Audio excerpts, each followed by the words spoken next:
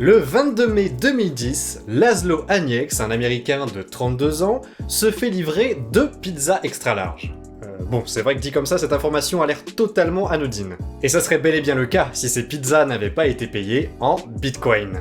10 000 bitcoins pour être exact, que Laszlo aura donc reversé à un internaute qu'il a trouvé sur un forum et qui a commandé les pizzas pour lui. Rapporté au prix du bitcoin aujourd'hui, qui oscille autour de 40 000 $ l'unité, eh bien chacune des pizzas vaudrait la modique somme de 400 millions de dollars. À ce prix-là, j'espère qu'ils n'ont pas oublié la sauce piquante.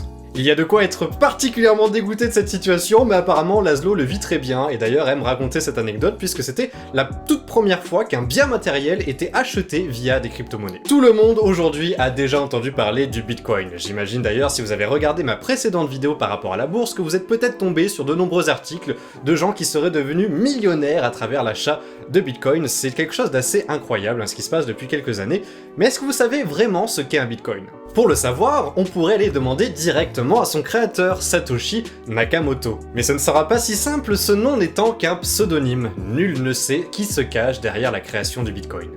Bon, la bonne nouvelle, c'est que même si on ne sait pas qui a créé le Bitcoin, celui ou ceux qui en sont à l'origine ont laissé une petite notice pour nous expliquer son fonctionnement. Cette bible du Bitcoin nous explique ainsi le fonctionnement de la blockchain, cette technologie derrière tout l'engouement autour de cette monnaie, mais c'est un peu technique, j'y reviendrai juste après. On y apprend aussi qu'a été mis en place une sorte de concours mathématique, un peu l'équivalent de ce que serait la recherche de tous les décimales du nombre pi. Des ordinateurs s'affrontent alors pour réussir à atteindre la valeur cible fixée par l'algorithme, le grand gagnant remportant la somme de 50 bitcoins qui est tout de même l'équivalent aujourd'hui de 2 millions de dollars. Et impossible de tricher même avec le plus grand ordinateur du monde puisque la difficulté de l'algorithme s'adapte à chaque fois pour être résolue seulement toutes les à peu près 10 minutes. Et c'est donc ainsi qu'est créée la monnaie du bitcoin qui est donc générée régulièrement par les ordinateurs, on appelle ça d'ailleurs miner du bitcoin. À l'instant où je vous parle, de nouveaux bitcoins sont donc déjà en train d'être générés, en sachant d'ailleurs que tous les 4 ans, la somme obtenue lors de la résolution de cette équation est divisée par 2, c'est-à-dire qu'il y a quelques années c'était 50 bitcoins, aujourd'hui c'est 12,5 bitcoins qui sont créés du coup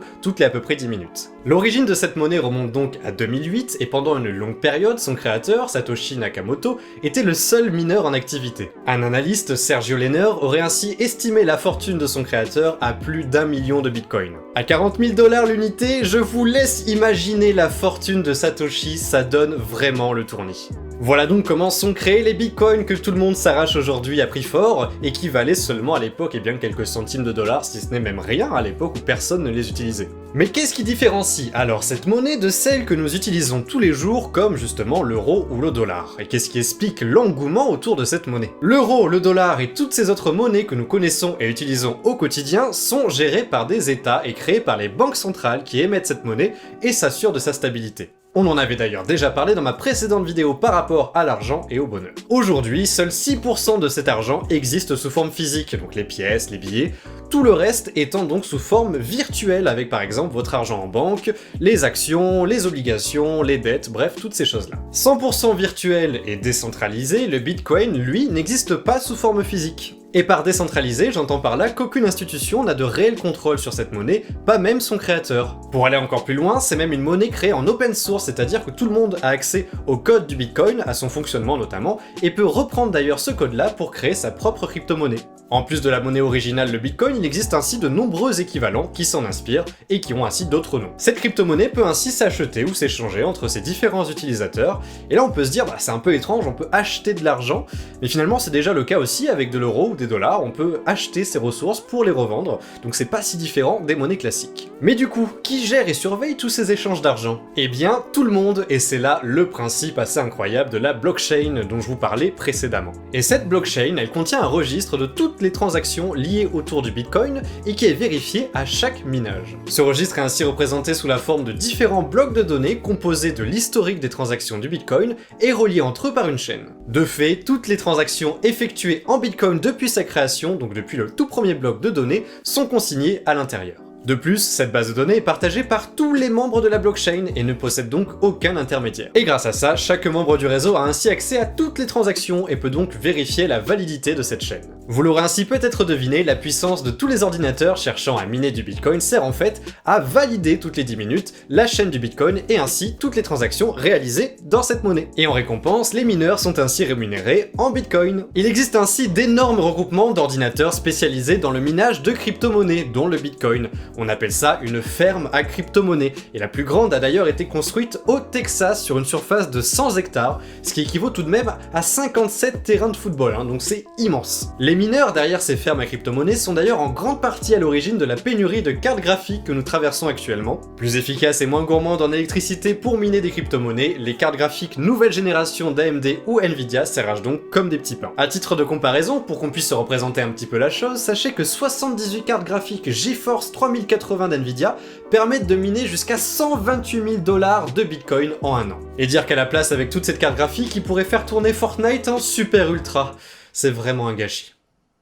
Fiable contre la fraude, plus rapide qu'un transfert d'argent classique, le Bitcoin possède également un dernier avantage, et pas des moindres, celui de l'anonymat. Enfin, anonymat pas tout à fait, puisque lors de vos transactions Bitcoin, ce n'est pas votre nom ou prénom qui est indiqué, mais une clé virtuelle générée de chiffres et de lettres qui sera donc votre identifiant lors de ces transactions. Cette clé est également l'équivalent d'une sorte de porte-monnaie électronique, attention donc à ne pas la perdre ou à ne pas se la faire voler. Et oui, ce serait ainsi toutes vos économies qui partiraient en fumée. On estime ainsi à 20% le nombre de bitcoins ayant disparu à jamais, leurs propriétaires ayant perdu leurs identifiants ou leurs mots de passe leur permettant d'accéder à leur porte-monnaie virtuelle. C'est le cas par exemple d'un développeur qui avait stocké en 2011 ses 7000 bitcoins sur un disque dur dont il avait soigneusement noté le mot de passe sur un petit bout de papier, qu'il a perdu depuis. Donc voilà, il retrouvera jamais ses 7000 bitcoins. Et il n'est pas le seul dans cette situation, nombreux sont ceux aujourd'hui qui font par exemple appel à des hypnotiseurs pour essayer de faire émerger le souvenir de leur mot de passe et accéder ainsi à la petite fortune en bitcoin qu'ils avaient peut-être cachée à l'époque. Le bitcoin a donc de quoi séduire, c'est un peu l'ambassadeur de toutes les crypto-monnaies. Il a même fait de l'œil à Facebook qui a voulu ainsi créer sa propre crypto-monnaie pour rivaliser contre le bitcoin et qui avait pour nom le Libra. Bon, je vous le donne dans le mille, les différents états n'ont pas vu ça d'un bon œil, craignant que la monnaie de Facebook fasse de l'ombre au système monétaire actuel et le projet ne verra ainsi jamais le jour. Car en effet, malgré tous leurs avantages, les crypto-monnaies, et le Bitcoin particulièrement, divisent tout de même l'opinion publique. Le Bitcoin serait ainsi la monnaie favorite des terroristes de par sa possibilité de rester anonyme, ou ne serait encore qu'un simple outil de spéculation, sa valeur n'arrêtant pas de varier à des extrêmes assez incroyables. On reproche également au Bitcoin d'être un désastre écologique avec tous ces ordinateurs qui travaillent ensemble pour miner du Bitcoin. Ces deux premières critiques sont pour moi assez facilement réfutables et sont souvent liées à une méconnaissance du fonctionnement des crypto-monnaies, donc je vous laisserai vous renseigner là-dessus. Je suis plutôt intéressé en revanche au dernier point évoqué, à savoir l'impact écologique du Bitcoin et donc l'impact d'une monnaie 100% virtuelle sur notre monde réel. Et oui, car il est bien facile d'oublier l'impact environnemental que pourrait avoir quelque chose de 100% virtuel, quelque chose d'abstrait, et pourtant c'est bel et bien le cas. Car en effet, pour exister, le Bitcoin a tout de même besoin de deux choses essentielles. En premier, un support physique qui va donc travailler pour créer le Bitcoin, un ordinateur, et en second, de l'énergie, à savoir de l'électricité qui va donc alimenter cet ordinateur et par exemple son système de refroidissement. Heureusement pour nous, de nombreux experts se sont ainsi penchés sur le sujet et on estime aujourd'hui que le réseau de minage du Bitcoin consommerait ainsi la puissance de 13,21 gigawatts. 13,21 gigawatts 13,21 gigawatts. Mon Dieu. Mais enfin c'est quoi un gigawatt? En effet Marty, je pense que c'est un peu compliqué de se représenter ça, du coup on va essayer de ramener cette valeur à des terawatts par heure. Le réseau de minage consomme ainsi 90 TWh par an, et si on compare ça à la consommation d'électricité d'autres pays, eh bien par exemple c'est l'équivalent de ce que consomme la Belgique en un an. On peut faire également la comparaison avec un pays plus proche, le nôtre par exemple, et chaque année, miner du Bitcoin, eh bien ça correspond à un quart de la consommation française en électricité. Le minage du Bitcoin est donc à lui seul à l'origine de la création de 20 mégatonnes de CO2 relâchées chaque année dans l'atmosphère. Miner du Bitcoin a donc un coût écologique, comme on vient de le voir, mais également économique. Du matériel efficace dans la réalisation de calculs et de l'électricité à moindre coût sont donc les clés pour rentabiliser le minage du Bitcoin. À ce sujet, et toujours d'après les données récoltées par l'université de Cambridge, on retrouve ainsi la majorité des mineurs en Chine qui représentent ainsi à eux seuls 65% de la consommation d'énergie dans le minage de Bitcoin. Et en Chine justement, plus de 54% d'entre eux, donc la grande majorité, sont présents dans une seule et même région, celle du Sichuan. Je suis sûr que je prononce ça très mal. 四川 On peut donc se demander pourquoi une telle concentration à cet endroit. Eh bien car est présent dans cette région le fleuve du Yangtze, le plus long fleuve d'Asie, qui est forcément ponctué de nombreux barrages hydroélectriques. Ils sont donc malins ces mineurs et utilisent du coup l'énergie de ces centrales hydrauliques, qui d'ailleurs est la source d'énergie la moins polluante avec le nucléaire en termes d'émissions de CO2. Mais aussi écologique que soit cette source d'énergie, le Bitcoin reste tout de même un énorme consommateur d'électricité. Et on peut d'ailleurs se poser la question: est-il plus ou moins consommateur que notre système monétaire actuel? Nous l'avons vu dans une précédente vidéo, l'argent est historiquement lié au prix des métaux, et en particulier de l'or. Et de nos jours, l'extraction de l'or brûle un nombre impressionnant de 132 TWh par an, avec ces tonnes d'eau, d'essence et de produits chimiques nécessaires à l'extraction de ce précieux minerai. Bon, vous allez me dire, on ne fait pas nos achats quotidiens en or, et vous avez raison, ce n'est peut-être pas du coup la valeur la plus représentative pour évaluer la consommation de notre système financier actuel. Pour évaluer la consommation réelle de notre système monétaire actuel, il faudrait ainsi ajouter deux valeurs. En premier, eh bien la consommation liée à la création de monnaie sous forme physique, donc la fabrication de pièces, la fabrication de billets, son transport jusqu'aux banques, son stockage, bref tout ça, ça consomme.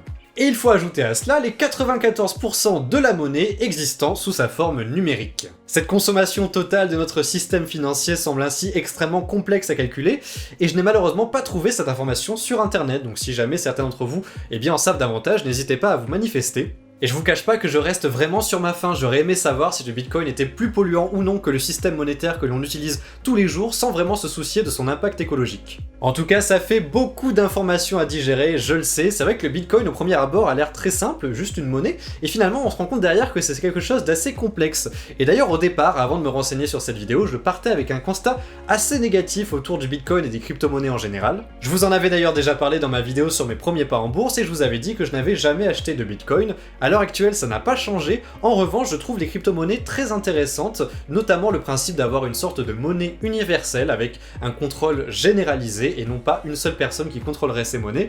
L'idée est assez séduisante. J'étais d'ailleurs curieux de connaître votre opinion sur le Bitcoin ou les crypto-monnaies en général, et j'ai du coup lancé un sondage sur mon Instagram, que je vous invite d'ailleurs à suivre puisqu'il y aura d'autres sondages sur les prochaines vidéos. Je vous ai ainsi demandé si vous envisagiez le Bitcoin comme une réelle monnaie que vous pourriez utiliser dans le futur. Alors il n'y avait pas vraiment de contexte autour de ce sondage, la vidéo n'ayant pas encore été écrite au moment où je l'ai réalisée, et je sais que ça s'adressait surtout d'ailleurs à ma communauté qui me suivait déjà, qui est assez jeune et qui provient notamment de ma chaîne gaming. Le fait est que vous étiez une majorité à ne pas forcément croire au Bitcoin, mais c'était assez serré et je vois que le sujet divise, donc c'était très intéressant et je suis d'autant plus motivé d'avoir fait cette vidéo. A vous donc de me dire en commentaire si vous croyez vraiment au Bitcoin et est-ce que pour vous il peut être la monnaie de demain et remplacer par exemple les différentes monnaies que nous utilisons au quotidien. Et j'ai envie de terminer cette vidéo par une petite particularité sur le fonctionnement du Bitcoin. Sachez qu'en 2140, le tout dernier Bitcoin aura été miné et il y aura ainsi un total de 21 millions de Bitcoin en circulation.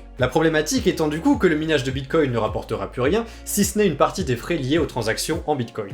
Il y a alors un risque que les mineurs coupent ainsi leur machine qui ne serait plus assez rentable, et il y a alors un risque que l'on manque de ressources pour valider toutes les transactions en Bitcoin. Il existe heureusement deux solutions face à ce problème. La première serait, vu que le Bitcoin est en open source, que tous les utilisateurs du Bitcoin s'accordent à un consensus pour par exemple augmenter la quantité maximale de Bitcoin existant, et du coup rallonger la durée de vie de cette monnaie. Une autre option qui a d'ailleurs déjà été adoptée par d'autres monnaies est de créer en fait l'équivalent du Bitcoin, mais modifié, et du coup avec un fonctionnement un petit peu différent, j'en parlais précédemment. Et c'est ainsi par exemple qu'ont été créés le Bitcoin Cash en août 2017 ou encore le Bitcoin Gold en octobre 2017 qui sont donc deux équivalents du Bitcoin mais avec un fonctionnement un petit peu modifié. Et ces deux monnaies parmi tant d'autres évoluent ainsi en parallèle du Bitcoin que l'on connaît actuellement. Voilà donc tout ce que j'avais à vous raconter autour de cette crypto-monnaie et j'ai trouvé ça très intéressant. Je partais vraiment avec une connaissance proche de zéro et j'ai trouvé ça très plaisant de voir un petit peu comment certains réfléchissaient au monde de demain avec par exemple la création d'une nouvelle monnaie totalement virtuelle. Moi je trouve ça super cool en fait comme idée et je pense que c'est important de se renseigner un petit peu sur ce genre de sujet. Si la vidéo en tout cas vous a plu, pensez à laisser un petit like, à la partager autour de vous, à vous abonner en activant également les notifications puisque je vais reprendre un rythme plus soutenu sur la chaîne Le Sachiez-vous. J'ai encore beaucoup d'autres sujets que je souhaiterais aborder en votre compagnie. On se retrouve du coup rapidement pour d'autres découvertes, et d'ici là, portez-vous bien. Ciao tout le monde.